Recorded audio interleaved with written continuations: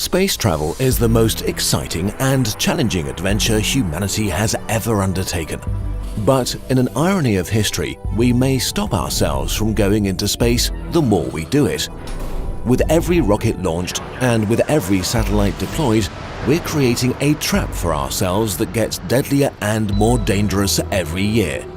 If it's ever activated, it could end the space age and trap us on our planet for decades or even centuries.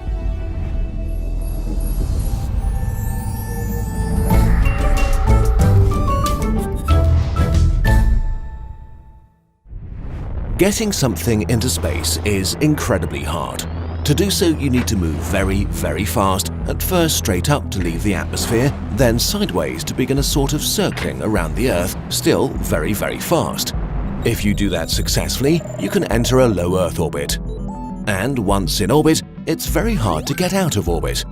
Unless you have energy to spare, you're sort of locked in here, falling around the Earth forever.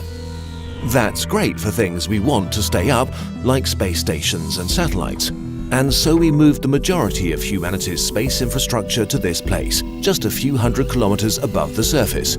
Just high enough so that the atmosphere is so thin that orbiting things can stay up for centuries before air resistance can slow them enough to bring them back to Earth. But this is also the source of our deadly trap. Rockets are really metal cylinders that keep big piles of fuel in place. Whenever a portion of the fuel has been spent, the empty tanks are dropped to make the rocket lighter. Some parts crash down to Earth or burn up in the atmosphere. But most of the useless rocket parts stay up and begin to orbit the planet. After decades of space travel, low Earth orbit is a junkyard of spent boosters, broken satellites and millions of pieces of shrapnel from missile tests and explosions. Right now, we know of around 2,600 defunct satellites, 10,000 objects bigger than a monitor, 20,000 as large as an apple, 500,000 pieces the size of a marble, and at least 100 million parts so small they can't be tracked. This debris is moving at speeds of up to 30,000 kilometers per hour, circling Earth on crisscrossing orbits multiple times a day. Orbital speeds are so fast that being hit by debris the size of a pea is like being shot by a plasma gun. On impact, the debris vaporizes, releasing enough energy to punch holes straight through solid metal.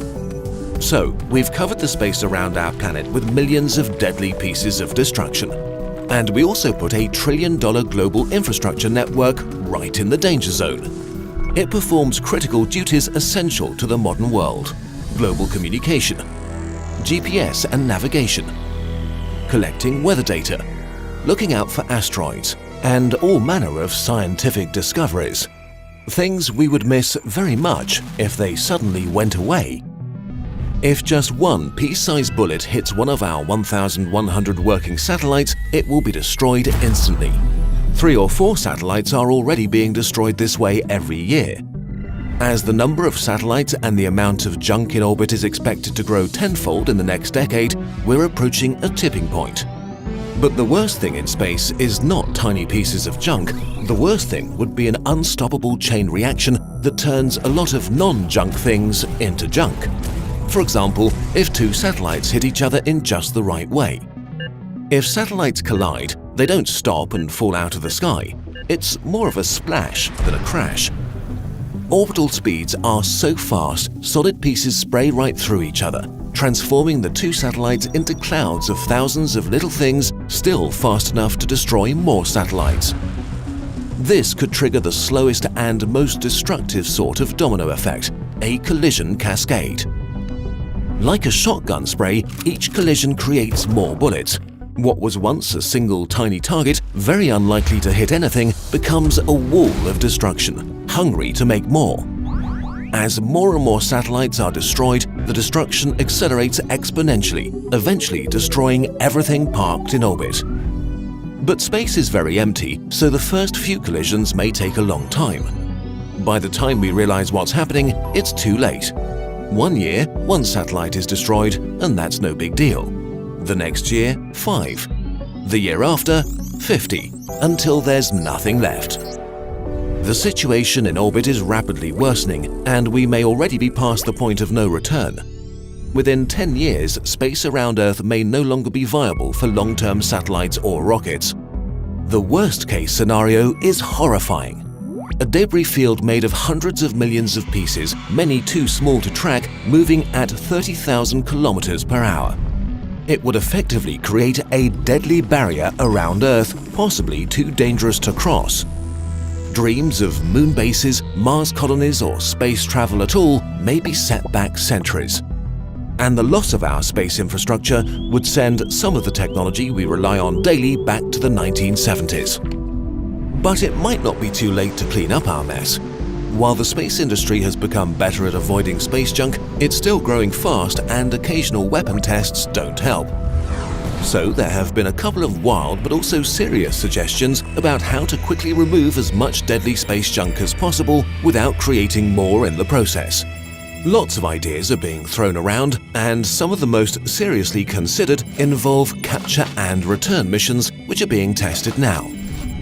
One method involves meeting a piece of junk in orbit with a small satellite loaded with a net. Once caught, a small rocket could be used to bring it down towards Earth. Targets too large for a net might be instead caught with a harpoon on a tether. Instead of firing a rocket, the cleaner would deploy a large sail to produce atmospheric drag and accelerate orbital decay. And there are lots of other wild sci-fi sounding proposals too. Some might use giant electromagnets. These magnetic tugs work by pushing on the magnetic components inside satellites that they use to stabilize and orientate themselves in Earth's magnetic field.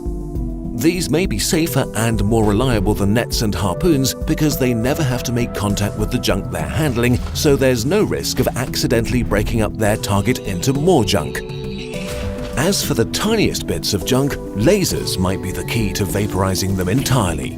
Satellites with lasers wouldn't need to visit their targets, they can shoot them from far away.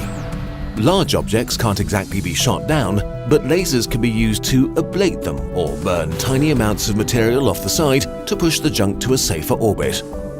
Whatever technology we use in the end, we better start doing something soon, before 100 million bullets become a trillion and the trap is set. If we don't act, our adventure in space might end before it's even begun.